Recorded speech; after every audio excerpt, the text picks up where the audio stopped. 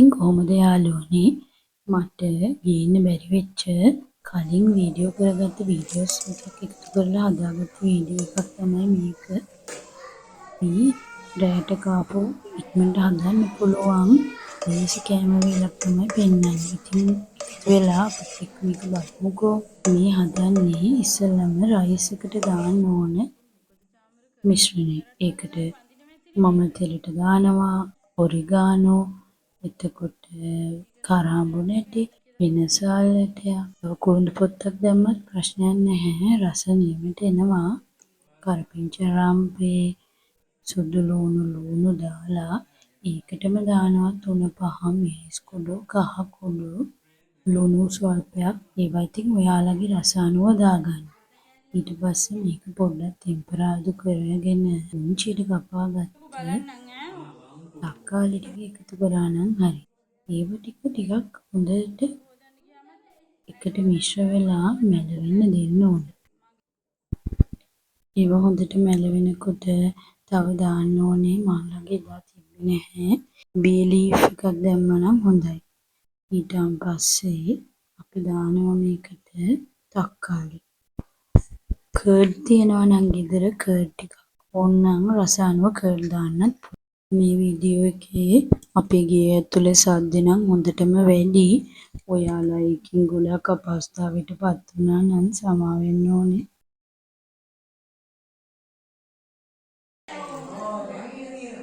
වෙනදට මම කරන්නේ අර මම හදාගත්ත ඉස්සෙල්ලා මේ කුඩු බඩු ටික තෙලට දාලා තක්කාලි ලුණු සුදු ලුණු දාලා හදාගත්ත එක.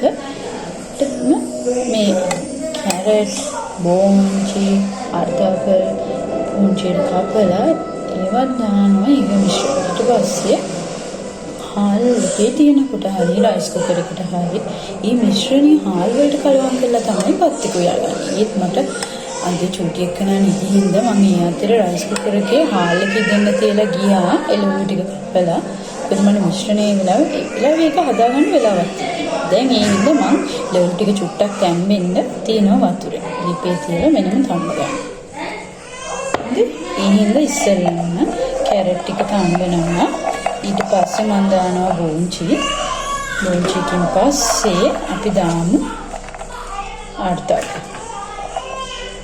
චූටි බබා අඬනවත් ඇහෙනව ඇති. දැන් මේ වෙලාවට කරදර කරනවා හැමදාම.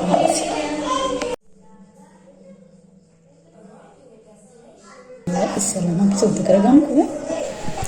එළවලු ටික තැම්බෙන්න තියලා මම තව දෙයක් හදා ගන්නවා.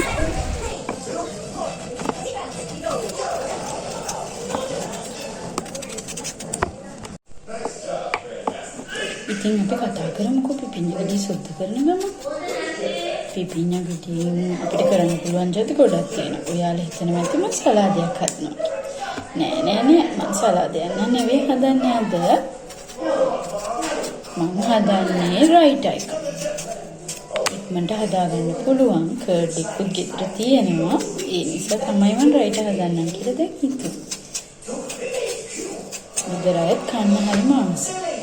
තක්කාලි තියෙනවා, බීඩුණුත් තියෙනවා, සුදුරු තියෙනවා. ඉතින් ඒ ටික මට ඇති රයිටා එක හදාගන්න. අනිත් එක නාරං හරි දෙහි හරි මොනේ අමුලක් ඕනේ. ඉතින් ඒකට දෙහි තියෙනවා. ගොඩක් වෙලාවට ඉතින් හැමදේම අපේ ගෙවල් වල නැහැනේ. ඉතින් හින්දා අද තියෙන දවසේ හදාගන්න. අපි මේක හදලා ඉක්මනට හදාගන්න. නැත්තම් චූටි බබා අඬනවා. පුතා බලන කාටුන් එකක් දාලා ඒකේ සද්ද තමයි ওই හයියෙන්ම ඇහෙන්නේ. මට ඒක නවත්තන්න කියන්නත් බෑ. එයාට වෙන කරන්න දෙයක්වත් නැහැනේ මේ වෙලාවේ. ඒක ටිකක් තැම්බෙන්න තියලා තියෙන්නේ. තැම්බුනහම පොඩ්ඩක් තම්බ ගන්න ඕනේ. තම්බලා අර කුඩු බඩු මිශ්‍රණය හදපු සෙට් දාපුකටම දාන්න. අපි ඒකට වතුර චුට්ටක් දැම්මනේ. ඒ හින්දා ඒකට එකෙත් ඒ තියෙන රසවල එක ඒ ලෝටි කිදුනහම තමයි බත් එක රස වෙන්නේ. අන්තිමේට බත් එක කලවම් කරනවා. ඔන්න අපේ චූටි බබා දන ගන්නවා. ඉතින් හරියට අමාරුයි අල්ල ගන්න ඇච්චිට. මම නම් ඉතින් කොහොම හරි අල්ල ගන්න පුංචි අයව අල්ලන්න වයසට ඇට අමාරුයිනේ ඉතින්.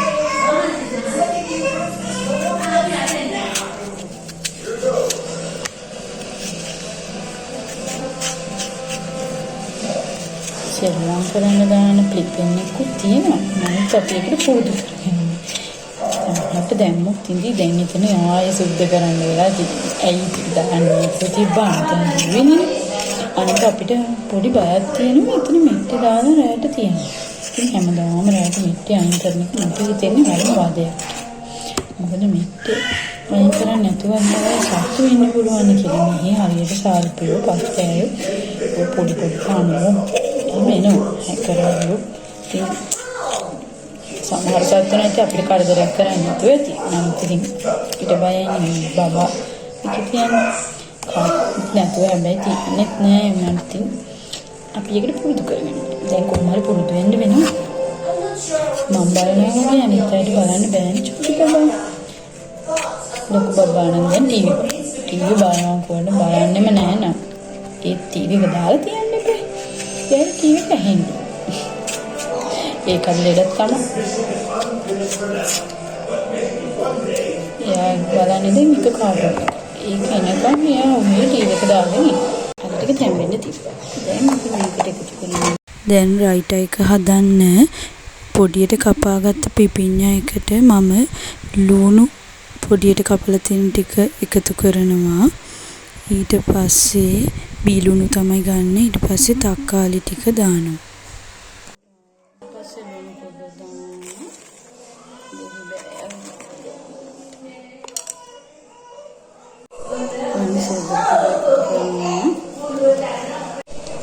අර ටික චුට්ටක් තඹගත්තා. දැන් ඒ අතරේ මම දැම්ම බොන්චි ටික තැම්බෙන්න. දැන් මම දෙක ටික එකතු කරන්න යන්නේ අපේ රයිටර් එකට. දේස්ම ටිකක් දැම්මම තමයි ඒක හරිම රසට එන්නේ. බලන්න ඔයාලට පින්නමෙන් තියෙන මේක කොහොමද කියලා කර්ඩ් මික්ස් කරාම පෙන්නන්නකො. කර්ඩ් එකතු කරලා ඉවර වෙලා රස බලලා මදි නම් ලුණු ඇඹුල් ඒ දාන්න වෙන්න පුළුවන්.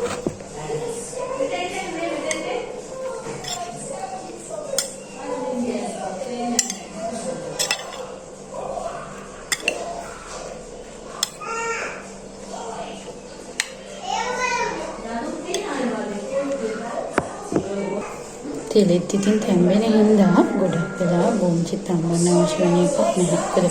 උලපාට නැති යනවනේ. වෙනදට මම හදනකොට ඇත්තටම අර මික්ස් එකපාරම ඔක්කොම මික්ස් කරන හින්දා මේ මට එළවලු වෙනම තම්බන්න වෙලා නැහැ. අද තමයි මම මෙහෙම කරන්නේ. අපේ ගෙදර ඇත්තටම වැඩි චිකන් කෑම කන්නේ නැහැ. ඒ නිසා චිකන් දාන්නේ නැහැ. චිකන් පුලාව වෙජිටබල් පුලාව නැතුව චිකන් හදනකොට මේ අර තක්කාලි ටික දාලා වුණාට පස්සේ ඒකටම චිකන් පොඩියට කපලා දාන්න පුළුවන්. ලොකු කෑලි උනත් දාන්න පුළුවන්. දාලා හැබැයි මේ මිශ්‍රණය ඒ වාජනයටම හාල් ටික දාලා උයනවා. හරි හදාගත්ත මිශ්‍රණය චිකනුත් එක්ක රයිස් කුකර් එකේ හාල් ටිකත් එක්ක ඉදින්න දැම්මම හරි. අපේ ගෙදර සද්ද බද්දයක් නැහැ නේද ඔයා? ඒකේ සද්ද බද්දයක් නෙවෙයි. කැරට් කොන්චි ආතා කොමදාලා ඔක්කොම මික්ස් කරගන්න. ටිකක් මේ වගේ තියෙන රසවල ටික මේකට එකතු වෙන්න එපා.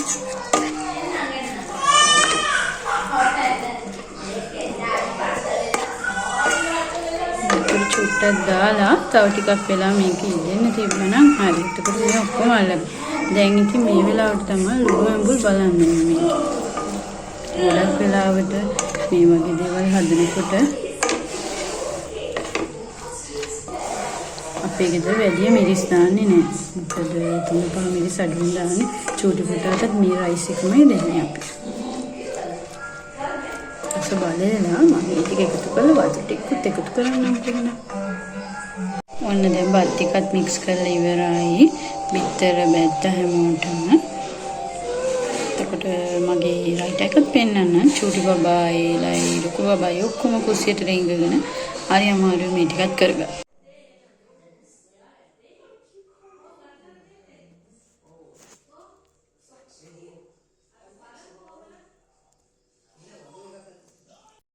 එහෙනම් දැන් ඉතින් රසම රස බත් එකත් එක්ක මම තව බිත්තර බැද්දා බිත්තරයි මේ රයිටර් එකයි කමුකෝ. මේ රයිස් එකට කියන්නේ පෝලාව් කියලා. ඒක එක විදිහට හදන්න පුළුවන්. චිකන් කනවා නම් චිකන් දාලා හදන්නත් පුළුවන්. අපි හදපු එක නම් ভেජිටබල් පෝලාව් එක. එහෙනම් ඉතින් ඔයගොල්ලොත් හදලා රසට කන්නකෝ. දැන් ඉතින් සුදු මැණිකව දොයි කරන්න තියෙන්නේ. එයා ඉතින් කිරි බොනවා කිව්වට බොන්නෙත් නෑ බෝතලෙන්. අම්මගෙන් කුක්කු ටිකක් බොන්න තමයි බලාගෙන ඉන්නේ. අපිත් එක්ක එහෙනම් දිගටම රැඳිලා ඉන්න. සබ්ස්ක්‍රයිබ් කරලා ලයික් කරන්න කමෙන්ට් කරන්න. ඔයාලා හැමෝටම අපි හැමදාමත් ආදරෙයි. අපිත් එක්ක ලස්සන වීඩියෝස් බලන්න දිගටම රැඳිලා ඉන්න. ආයෙත් වීඩියෝ එකක් ගේනකම් සතුටින් පරිස්සමින් ඉන්න හැමෝම. මේ රයිස් එක හදලා මට කමෙන්ට් එකක් දාන්න කොහොමද රස කියලා.